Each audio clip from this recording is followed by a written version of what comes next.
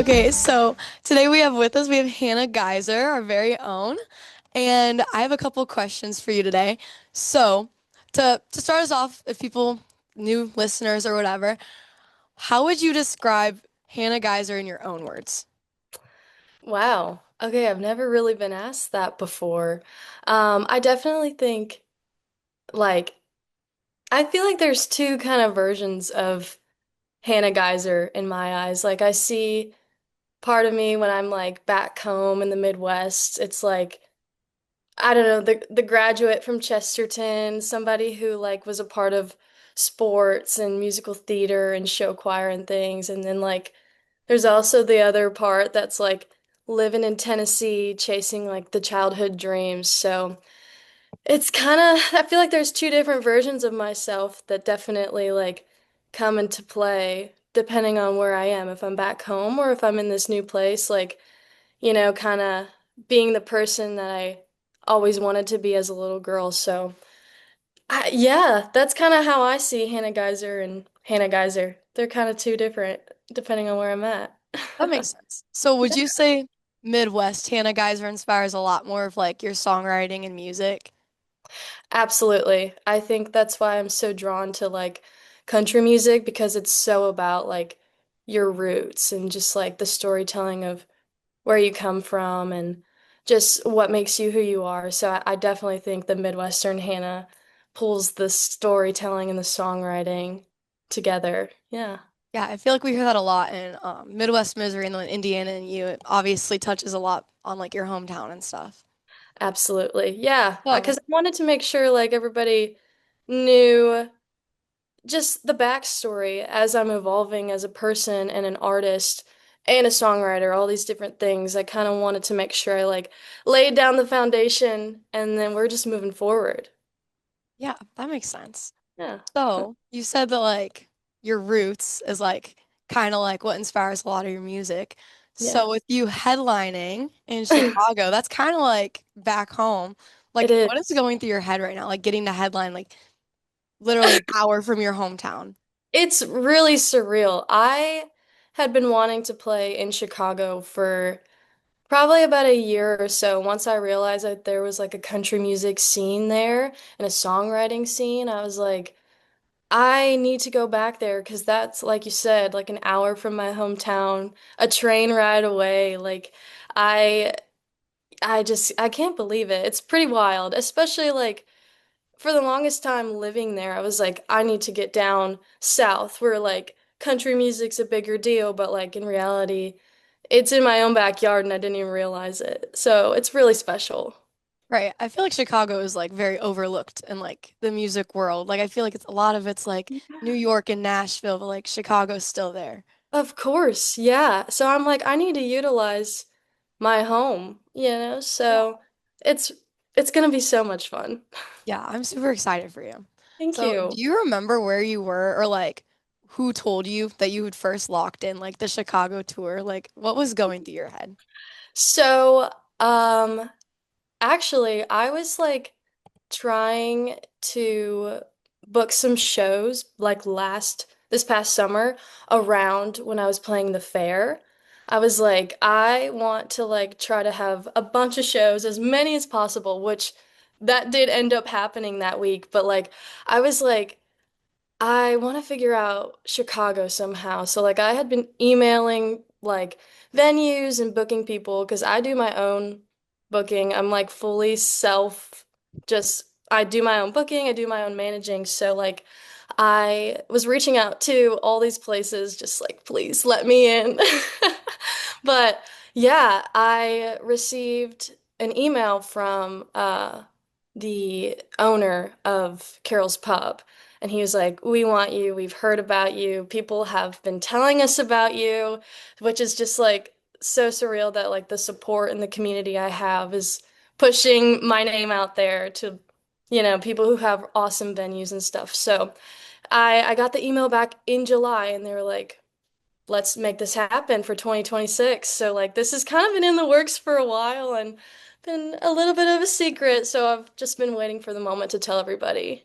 Yeah, it sounds like you've known about this actually for like quite a while now. How hard was that to keep that secret from just like everyone? I like couldn't even tell my mom because I just she gets so excited. I thought she was gonna tell people. Oh my goodness. Yeah. So like coming back home, obviously you've probably spent quite a bit of time in Chicago in the city. So it's like, are there any like favorite spots that you're excited to just like go back and like revisit? Oh my gosh. Probably like since Carol's Pub is near Wrigleyville, I'm like, go Cubs. I'm a Cubs fan. I'm excited to be back there and just kind of like, I don't know, be in a major city. Nashville's a major city, but it is sometimes feels like a big small town. So like being in a place like Chicago is like it's huge. It's pretty cool. Yeah. That is super exciting. So are Thank you planning to have like any surprises or like special guests or anything? I know you had mentioned some maybe unreleased songs at this show. I'm definitely have quite a bit of unreleased songs that I want to share with everybody. I kind of want to just get a feel of the audience reaction to new songs. Some of them are kind of like they're still true to who I am, but maybe songwriting wise, they're a little bit different, or like melodically, they're a little bit different than what I've done before. So, kind of want to just get a real live, authentic feel from the audience of these new songs before releasing them out into the world. So, that's definitely something exciting to look forward to if you're coming to a show of mine, is like you're gonna get the first of the first when it comes to new music. Yeah. So do you have any like other shows that are coming up like around the area or like anywhere in Nashville?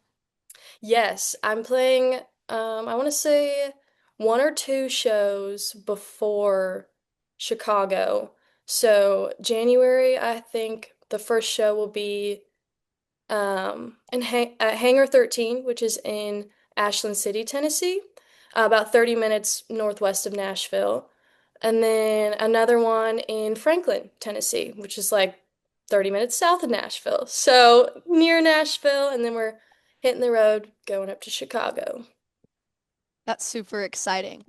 So you've mentioned some like unreleased songs. So would you say like any of these songs are different from like what you've released before? Like has your sound kind of been like evolving since like you first started till now? I'd say I think my sound is getting more and more to the point of who I feel like I am as an artist. And then when it comes to the songwriting, I feel like the lyrics are also getting more narrow to like the way I like to write and the way I like to just kind of get my point across to a listener. I definitely am leaning more towards into the older style. Like if you think I'm like already doing the old style, I feel like I'm getting even more and more narrow to the people that inspire me and the way like this like the sound of the 70s was and like things like that. So I'm really like honing in on that storytelling approach and the way the music sounds too. Do you have any like specific like inspiration, like anyone in specific like that you're thinking of right now? Stevie Nicks, of course, and like Emmylou Harris and Carly Simon are like three artists that I've been listening to a lot. Even like the Eagles, which is like not female at all, but Eagles Yeah. like that kind of sound too. So, yeah. Is there anything specific that's been inspiring your songwriting lately? Mm, well, maybe just like this stage in life that I'm in where I'm also freshly like out of college and really feeling the real world for the first time. 'Cause when I was in college, I was like, I know what I'm doing. Like, I know what I'm doing. I know what's ahead of me. And graduating in May, I'm like, this is a whole new world. Like it's been kind of intimidating, and there's been some like personal things happening in my life that I've had to kind of come over, and just really making sure I'm in check with myself has been super important and has been kind of leaning into my songwriting as well. So yeah. Yeah. So what would you say the most rewarding moment has been so far? Wow. There's so many. I like every day I feel really grateful for my career as an artist and even just what I'm doing outside of music. I have to remember that I still have a life outside of music because sometimes it can get chaotic and I'm like in my bed sending emails and I'm like, I need to chill. Like, I need to relax. But there's been so many moments. Obviously, I think the first one that comes to mind is like releasing my EP this year with the 5 songs because I had worked on those songs, I mean, since like 2022. So it'd been a long time coming for those. Finally, just kind of giving them to the world to just interpret as their own and really connect with me and my foundation as an artist and a songwriter. I think that's the first one to come to mind. Um, and then obviously, I think graduating college, that's been something I'm very grateful for, and just kind of the people that I've met along the way and touring, and I think the list could go on. Yeah, yeah. So, what's one thing that your fans would be surprised to learn about you? Like, it can be outside of music.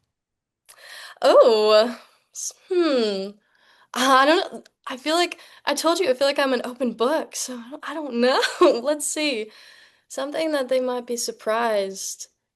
Well, hmm. I don't know. Okay, how about this one? How about this one? What's on Yeah, your pre-show playlist? my pre-show playlist is definitely like some Willie Nelson. I like to hone in on just like the satire, like funny country vibes sometimes, and then of course Fleetwood Mac and Stevie Nicks because I like to channel the Stevie as much as possible. I feel like those are some two that you'll find on my playlist before a show. I love Fleetwood Mac. That's such a good one. Thanks. Okay, b- sticking with the pre-show, are there any pre-show rituals or must-haves that you have before taking the stage? Oh my gosh. Well, I would say, okay, so yeah, if possible, I like to just have like a moment. Typically, when I'm going to play a show, I'm like driving myself and like maybe some band members in my car. So I like to take a moment in the car, just kind of like come to terms with myself.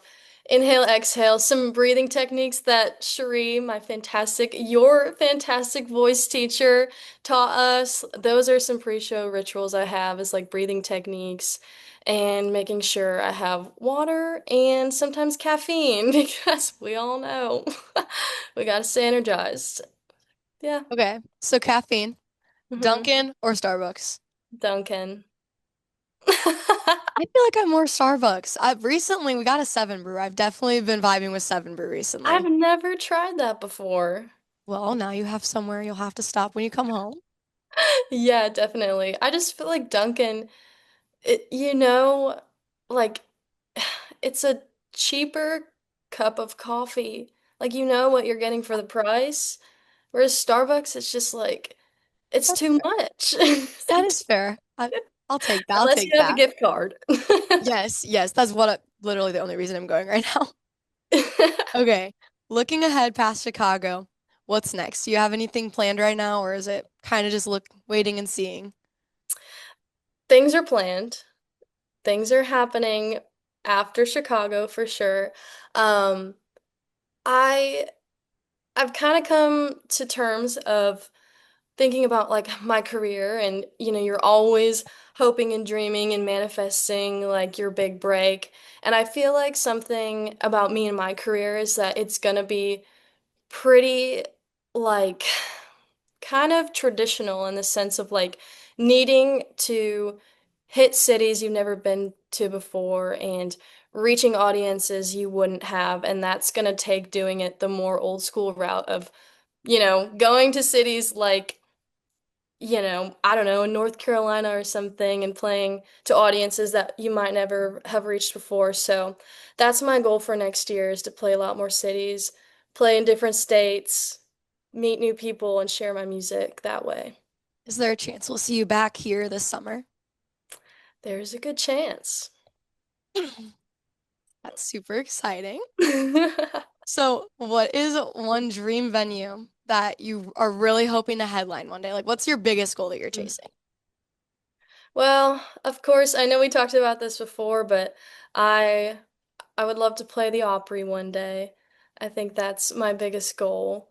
But I also would love to play like, closer to home, even like Joe's on Weed Street and places like that.